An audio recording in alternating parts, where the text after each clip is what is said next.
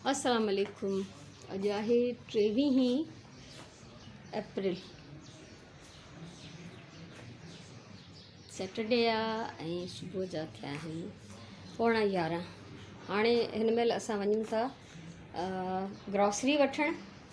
ऐं हे स्टैंड बि हिते कढी रखियो छो त अॼु मूंखे कपिड़ा धोइणा आहिनि, काफ़ी जमा थी विया आहिनि, उहो बि कमु करिणो आहे। पर ॿाहिरां पहिरियों असां सॼो सौदो वठी अचूं, उन खां पोइ अची बाक़ी घर जा कम कारी जेके आहिनि उहे कंदासीं। छो त हिन महिल अञा मार्केट में रश घटि हूंदी फ़िलहालु।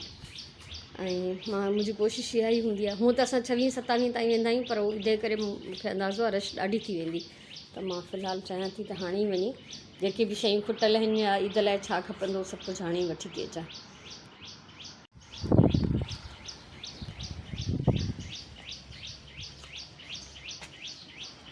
पखियुनि जूं ॿोलियूं ॿुधो,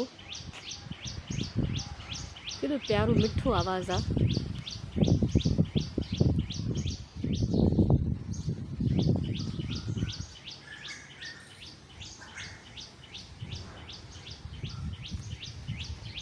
हमेशह वांगुरु मुंहिंजी बसि आदत आहे, मां निकिरंदी आहियां त पंहिंजे हिननि प्लांट सां मुलाक़ात करे वेंदी आहियां। बाक़ी कुकड़ियुनि तबाही ॾेई छॾी आहे, सॼो खोटे सॼी मिटी ॿाहिरि हली थी वञे।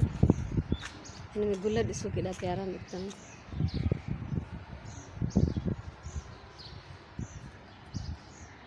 जॾहिं खां मां हिननि जी ट्रिमिंग कई तॾहिं खां इलाही वधणु लॻा आहिनि। हिनखे जॾहिं खां ज़मीन में आयो आहे तॾहिं खां वाह जो हिन जी माशाल्लाह ग्रोथ थी रही आहे।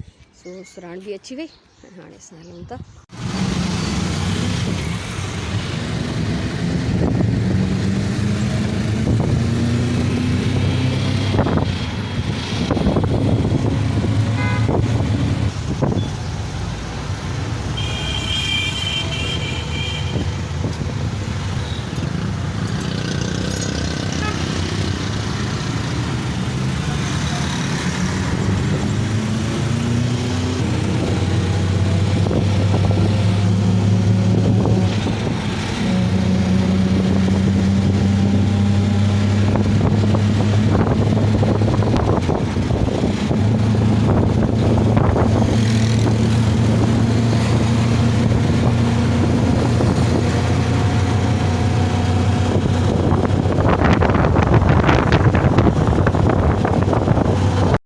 असां अची वियूं वापसि ऐं तक़रीबन कलाक में वापसि आहियूं। कुकिंग ऑइल वरितो, रूटीन जूं शयूं जेके असांखे हमेशह खपंदियूं, टिशू पेपर ऐं हे 2 नंढियूं तेल जूं बॉटल्स, सरेह जो तेल, मस्टर्ड ऑइल जेको असां माए सुराण वारनि में इहो वणंदा आहियूं, त असां ॿिन्ही पंहिंजे वॉशरूम जे लाइ हिकिड़ी बोतल, ऐं माचिस, dish washing liquid, hand wash, body wash, अलाए छा छा सर्फ, दालियूं सभई, ॿाजरी, पखियुनि जो बि खाधो गॾु गॾु, ऐं दालियूं जेके खुटियूं, गिदामड़ी, किशमिश, बिस्किट, मुंहिंजे लाइ ब्रेड, त उनखां सवाइ केचप जा 2 डिफरेंट जेके आहिनि फ्लेवर्स, ऐं हे सुराण जी पसंदि जूं शयूं। ऐं उनखां सवाइ पिस्ता बादाम मूंखे वठणा थोरा पिया बि हुया घर में, पर उन्हनि जा पा जा पैकेट पिया मिलनि, त पोइ मां न वरितमि छो त उहो इलाही थी वेंदो, वरी पोइ इलाही अरसो पिया ई हूंदा आहिनि। त मूं चयो ठीकु आहे, फ़िलहालु अञा हिकिड़ो असांखे पोइ चकर हणिणो पवंदो नेक्स्ट वीक, जंहिंमें खीर, क्रीम, ईद जे लाइ जेके 1-2 ज़रूरी शयूं अहिड़ियूं, त उन में वरी ॾिसंदमि त अगरि मूंखे नंढा पैकेट मिली विया पिस्ता बादाम जा त उहे बि वठी ईंदमि। ऐं हिते सुराण बेकरीअ तां हे रोल जूं पटियूं वरितियूं आहिनि, कुझु ठाहींदी, ॿियो बि हिन में कुझु वठी आई आहे पंहिंजे शाम जे इफ़्तारीअ लाइ। सो इहो वेंदा फ्रिज में हे 2 शयूं जॾहिं असां हिननि जो कुझु ठाहियोसीं। सो हाणे मां थोरी देरि रेस्ट करण खां पोइ कपिड़ा धोईंदमि।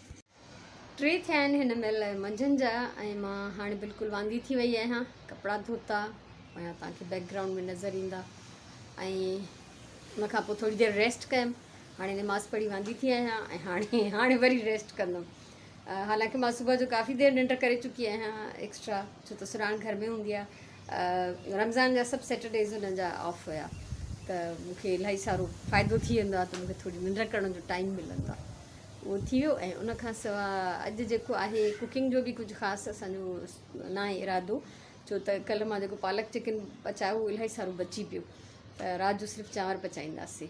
ऐं छो त कल्ह उहो टोस्ट बि ठाहिया हुआ चिकन वारा, ऐं सुराण राइस ठाहिया हिकिड़ा स्पेनिश, त इलाही थी वियो खाधो, तंहिंजे करे उहो बची पियो, बोर्ड घणो यूज़ न थियो। सो हिकिड़ो सुबुह जो हादिया जो फ्रॉक बि कंप्लीट कयमि, यानी काज ऐं बटण हणी करे, त इहो बसि सिलसिलो हलंदो रहंदो। हिन महिल मां वेंदमि थोरी देरि लेटंदमि ऐं वञी रेसिपी शेयर कंदमि चिकन टोस्ट जी, ॾाढा मज़ेदार हुया। सो उहा बि जीअं तव्हां ताईं पहुची वञे, त बसि इहो ई कमु आहे। लेटे लेटे बि यानी मां अगरि निंड न बि कंदी आहियां त घटि में घटि कमेंट्स जा जवाब लिखणु या कुझु अहिड़ो ई के मैसेजिस जा जवाब ॾियणु इहो ज़रूरु कंदी रहंदी आहियां। सो हाणे बि इहो ई वञी कंदमि, छो त निंड त ईंदी कोन्हे, छो त सुबुह महिल ई सारो सुम्ही चुकी आहियां माशाअल्लाह सां। त हाणे वञा थी आरामु करणु ऐं पोइ वरी तव्हां सां मिलां थी। काफ़ी देरि खां हिते कमु पई कयां, हे त मां सुबुह जो कंप्लीट कयो, हे हाणे कंप्लीट कयो आहे। उन खां सवाइ हे जेको आहे अञा मां कयां थी, ॿियो बि कढी रखियो आहे, इहो कमु जारी आहे। ऐं हाणे अज़ान अचण वारी आहे। राति जी मानी में हिते चांवर था पचनि जीअं त प्लान जे मुताबिक़, ऐं पालक वारो बोड़ बि पियो आहे। उनखां अलावा मां हिते तरियां थी मेहा उन ॾींहं असां वठी आयासीं। त मेहा ईअं तरींदा आहियूं असां जीअं पटाटा तरबा आहिनि न, त पटाटनि वांगुरु तरींदासीं। इहो आसानी थी वेंदी असांखे, सुबुह जो बि कमु ईंदा ऐं हिन महिल बि। सो मां तव्हांखां हाणे मोकिलाईंदमि, ऐं वांदो थी वरी टीवी ॾिसंदे मां कोशिशि कंदमि त बाक़ी जेके फ्रॉक ऐं 2 कुर्ता रहियल आहिनि मुंहिंजी शहज़ादियुनि जा, उन्हनि जा बि काज बटण करे वठां। सो इंशाअल्लाह ज़िंदगी रही त सुभाणे वारे व्लॉग में वरी गॾु हूंदासीं, वरी तव्हां सां मिलंदासीं। त तेसि ताईं मूंखे इजाज़त ॾियो। ख़ुशि हुजो, आबाद हुजो, सलामत हुजो। मुंहिंजे तरफ़ां इलाही सारो प्यार, इलाही सारी दुआऊं। इंशाअल्लाह सुभाणे गॾु आहियूं। तेसि ताईं अल्लाह भाई।